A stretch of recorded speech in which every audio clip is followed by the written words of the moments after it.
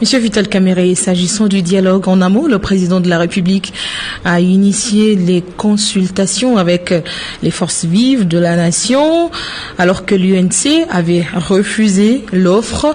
Ceux qui sont allés, ceux qui ont répondu à l'appel de Joseph Kabila ont eu certainement et sans nul doute l'occasion de poser des préalables quant à l'organisation du dialogue en République démocratique du Congo. Aujourd'hui, que l'UNC, Vital Kamerhe, pose les préalables, à qui vous adressez-vous? Non, je vais vous répondre de la manière la plus claire. Le président de la République a fait les consultations.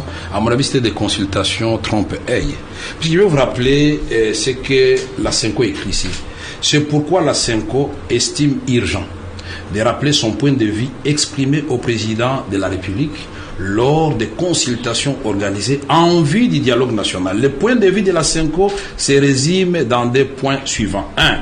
Le rappel du fait que le dialogue est une voie royale. C'est très bien pour résoudre des crises. 2.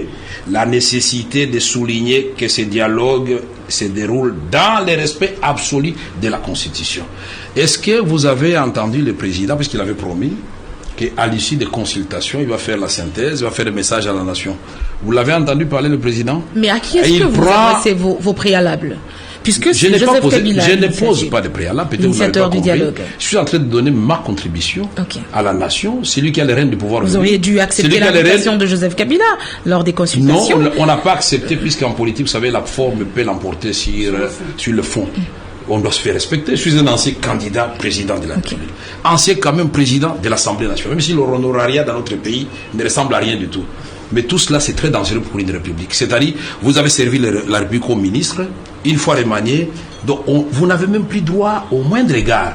Comment on va nous inviter, nous, au même moment que les étudiants? On va nous inviter, nous, au même moment que les gens de la société civile. Nous ne jouons pas dans la même sélection. Ce ne sont pas des Congolais. Ce sont des Congolais. Mais François Hollande n'a pas appelé les étudiants. Il n'a pas appelé les artistes. Il n'a pas appelé les magistrats. Non, il a appelé les responsables qui sont